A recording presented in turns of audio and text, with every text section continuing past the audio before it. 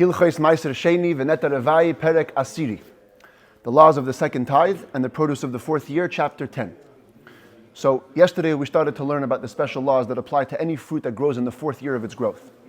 But fourth year means that there's 3 years before. What are the 3 years before? That's called orla. Any fruit that grows in the first 3 years of a tree's growth is totally forbidden. Now, the Rambam only spent time talking about the prohibition of these fruits in the 5th book.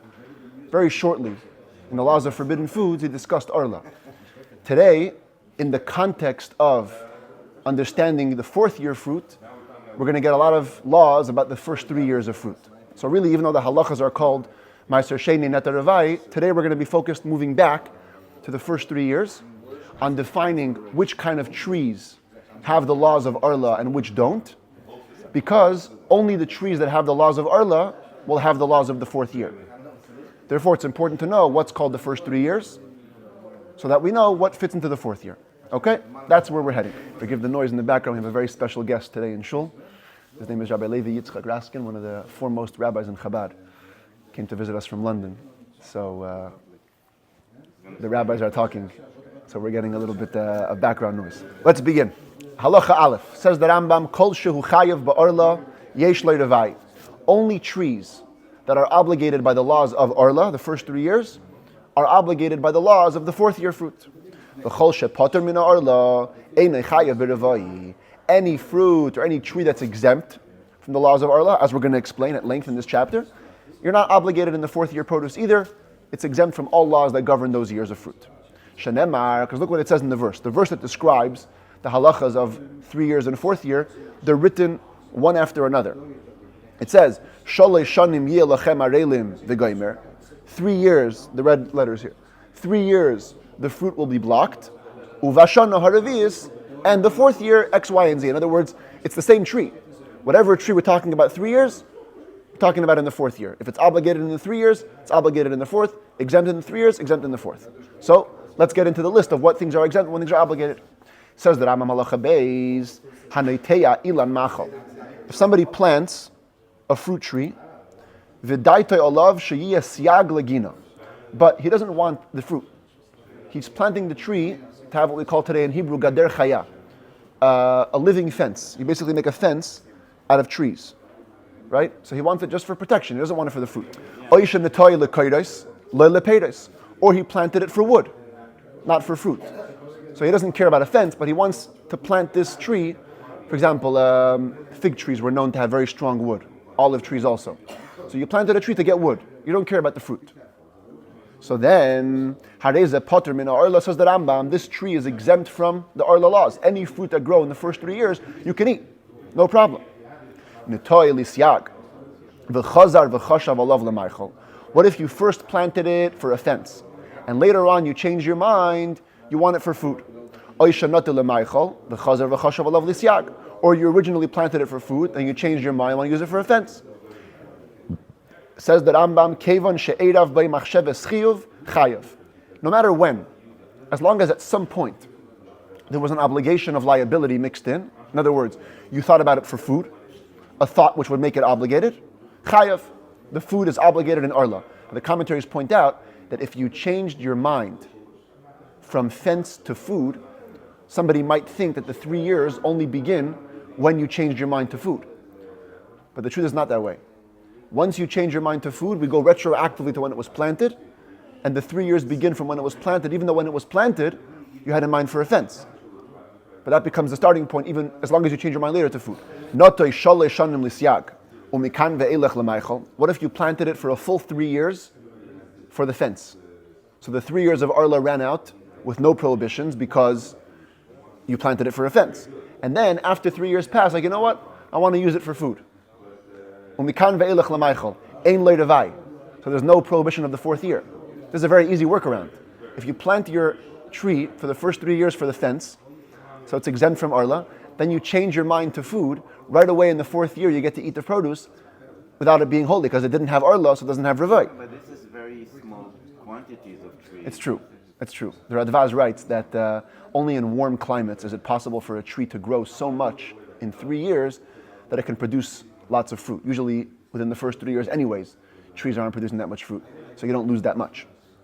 But at any rate, over here, if you planted it for the first 3 years for a fence, then change your mind, no revai, shekol she'en le'arla, ein le'revai, because any time where the laws of arla don't apply, the laws of revai also don't apply. It says that Rambam halacha gimel, not ta'ila, and what if you planted one tree, v'chashav sheyiyeh hatzad ha'pnimi shalei le'maichel, v'hachitzen lisyag, and you have two thoughts in one tree.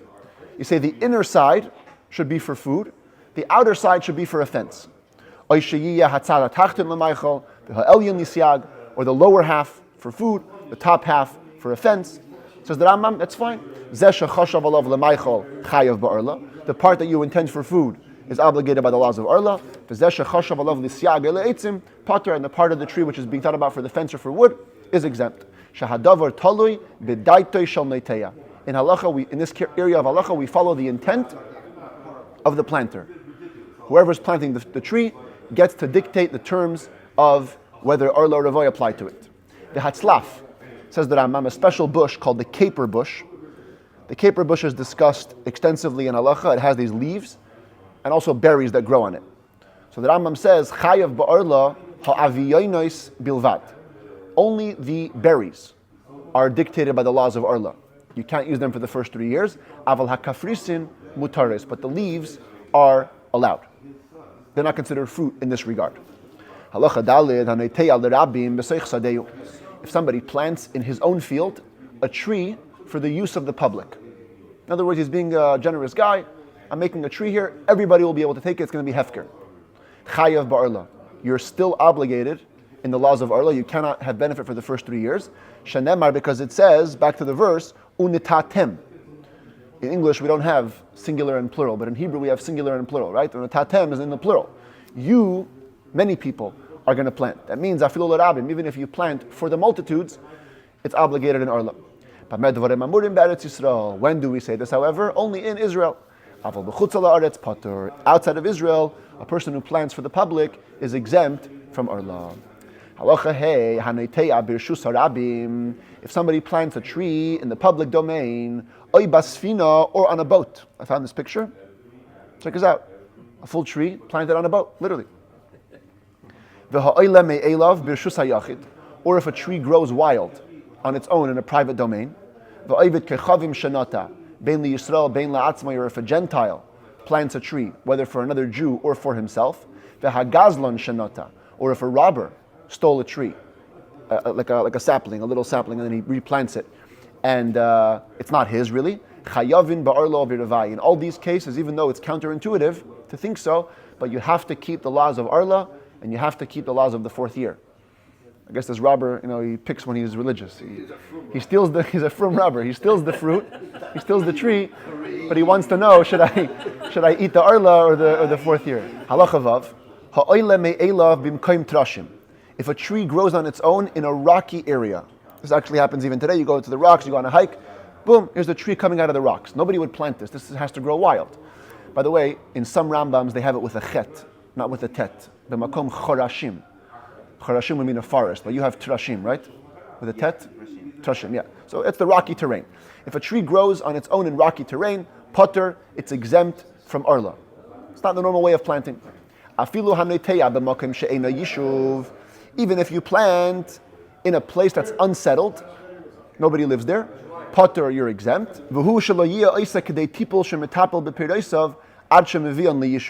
So long as the tree doesn't produce enough fruit to cover the costs that you have to spend to get the fruits to a proper inhabited place. But if it produced enough to cover the costs of the production expenses, then it's obligated in Arla. Halacha Zayin. Haneteya lemitzvah. Interesting question. If you plant a tree only for a mitzvah, for example, here's an esrog tree. You don't care about the esrogs. You don't want to use them for jam.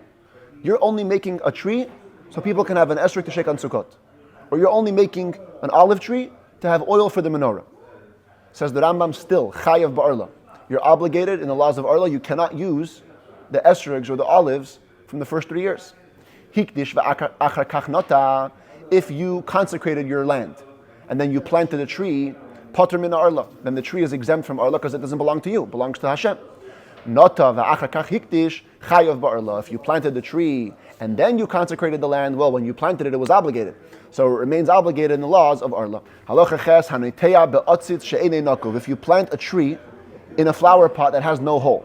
So you think of a flower pot small. This could be very big. It could be a very big pot. It has no hole. And you're making a tree in this flower pot. Says the Rambam, fascinatingly, chayav ba'arla. When it comes to trees, you're obligated in the laws of arla for growing a tree like this. Afal pi she'enei ka'aretz lizrayim, even though a flower pot's soil is not considered to be soil or the ground. With regard to plants, harehu ka'aretz li'ilanes, it is considered to be like the ground for trees. And if a tree takes root in a flower pot, it's obligated in arla. Halacha tes. Ilan shenate b'sei chabayis. If you plant a tree inside a house, people do this today even. Yeah, they make a room inside their house, they plant a tree. Chayav ba'arla. It's obligated in arla. Any tree, any fruit that grows your first 3 years, obligated. Any trees planted by the Goyim in Israel before the Jews got there, potter, is exempt from arla. Avol misha bo la'aretz. But once they come to Israel, af mashanatu eivde kechavim chayav. Even what they planted, the Goyim is obligated in arla. Shenemar, because it says, Ki savoyu al ha'aretz unetatem. When you come to the land and you plant, then you have the laws of arla mishas bia, which means from when you come, that's when you're obligated.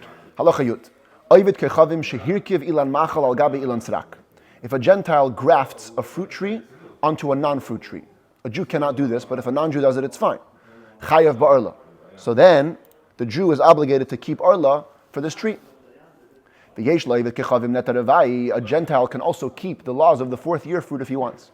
If he wants to behave with this mitzvah, it's going to be holy like 4th fruit trees of a Jew. In other words, Gentiles, sometimes we discourage them from keeping mitzvahs, but in this case, they can keep the mitzvah if they want. Halacha Yud Aleph. Echad hanoiteya gar'ina o yichor mina ilan. Planting means whether you plant a seed, that's the classic way to make a tree, or you plant a branch, called a bow of a tree. You can plant a whole bow and it grows. Or you can transplant a tree like this. It's on the back of a truck. You see, they dig up the roots, they bring it somewhere else, and they replant it. In all these cases, it's going to be obligated in the laws of arla. And you begin counting the 3 years from the time of the planting. Ziza'ai. What if you just shook a tree? You moved it in its place. You did not uproot it. And then you filled up the empty spots with earth. If the tree could have lived, even without you filling it up with earth, so then you're exempt from arla because you didn't do anything new. You didn't replant it. But if it could not live, unless you added this new earth, so you basically replanted it. That's like uprooting and then replanting, and therefore it's obligated in the laws of arla. Same thing if a tree gets uprooted. We see this, when hurricanes. Here's a classic example. A tree gets uprooted, then one root remains. Even one root. In other words, it's still attached to the ground in some way. Even if it's so thin like a needle, which the weavers use or the embroiderers use to wrap wool around it. A tiny little needle.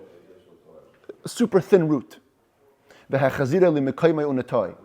then you pick up the tree, back in place, and you replant it. Potter, you're exempt from arla because it can live. It had a root, a small root attached to the ground. Nekar kuloi, v'nekra hasela shesharashav ba'imoi. But if the whole thing was uprooted like this, the whole thing came up with the earth. They call it the rock because it's like as hard as rock, where the roots are in. So the whole thing came up. The chazar unatoi kemoishahu b'chola adama shesviva sharashav, and you replanted it as is with all the earth around its roots. If it could have survived, just with the earth attached to it in its place, had it not been replanted, so it's as if you didn't uproot it. But if it couldn't survive, chayav, now you're obligated again to count the 3 years of arla. The count begins again. Halacha Yud Gimel Ilan shektzotzayi me'im haaretz v'hichlif. You cut a tree down from the ground. V'hichlif means it began to grow anew. So you have plants growing now from the stump. Chayav ba'arla, you're obligated in Arla, umaynin le mishas ketzitza, and you begin to count from when the tree was cut down. That's when the new tree begins to grow. Halacha Yudalit, echad hanoiteya, the echad hamavrich, the echad hamarkiv, chayav. You're obligated in the laws of Arla whether you plant a regular tree or you, mavrich means you layer. This is mavrich. You have a tree, usually with vines it was done. You bent one of the vines into the earth, it took root again, and now it's growing a new vine. And that it's called havracha because the knee, yes, you see? Berech is called the knee. So the idea is that you take it and you layer it in the ground like a knee.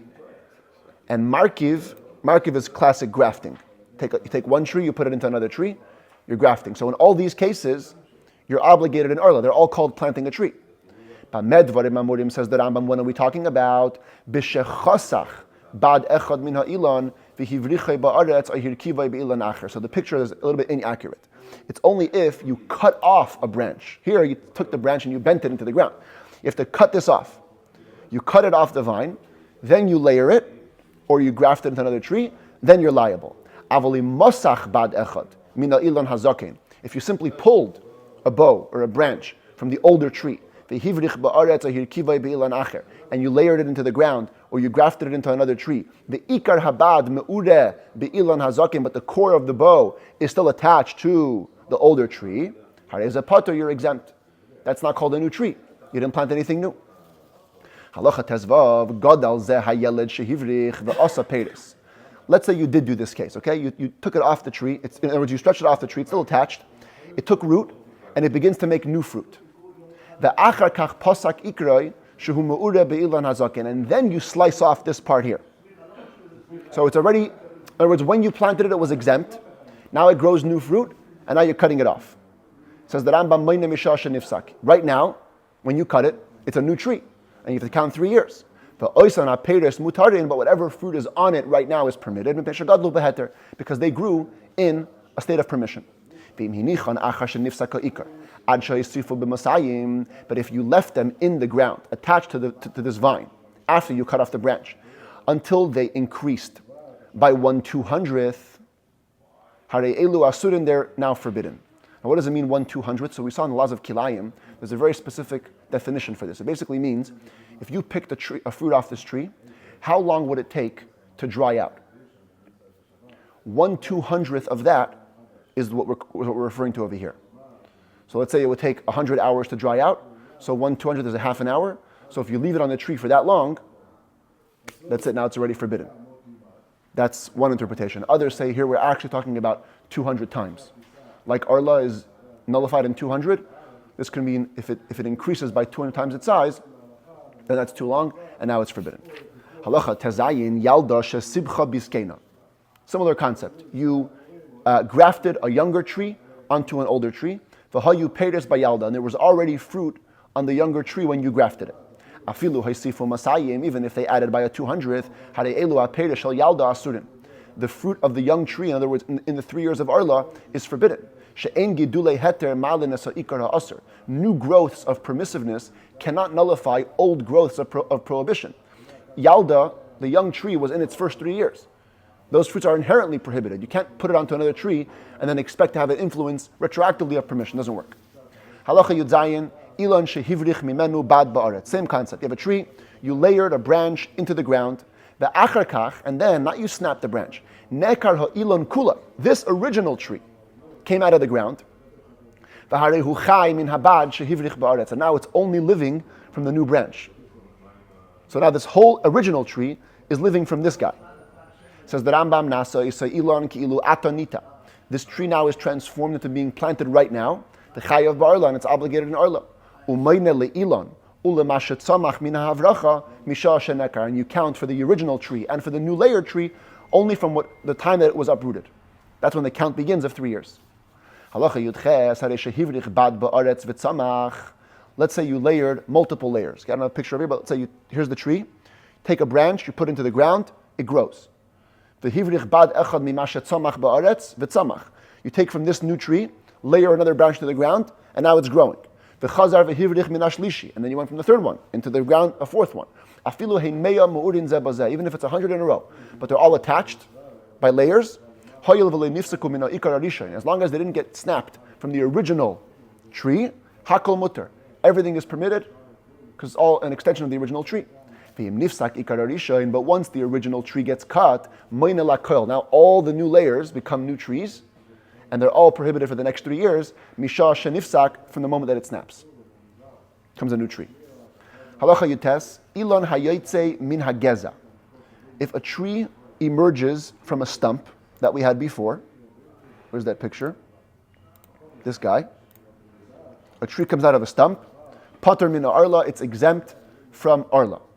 Now, before we said it's obligated, that's because you cut it all the way down. Here's a little bit of a stump left. Min hasharashim, if a tree begins to grow from the roots. This you could see also sometimes on hiking trails.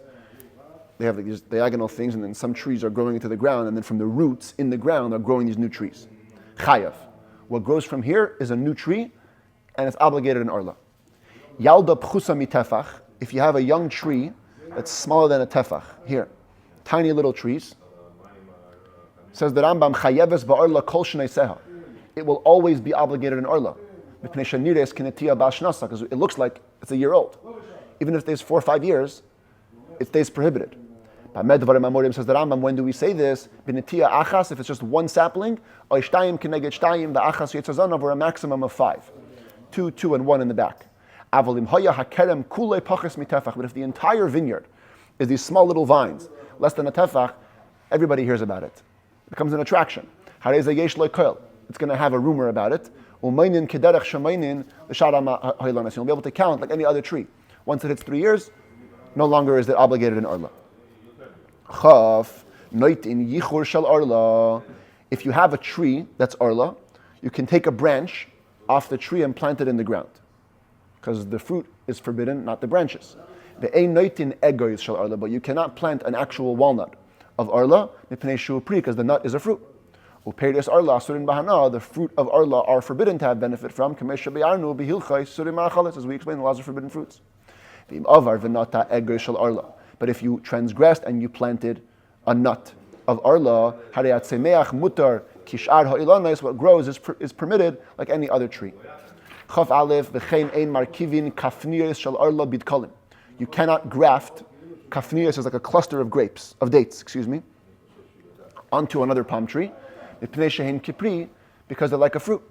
Avar v'hirkiv, if you transgressed and you grafted, mutter, it's permitted. Why is it permitted? Shekol davar sheyesh le'shnei germin, echad aser ve'echad mutter. In halacha, whenever there are 2 causes causing something to grow, one forbidden, one permitted, harezeh hanigram mishnehem mutter. The result is permitted.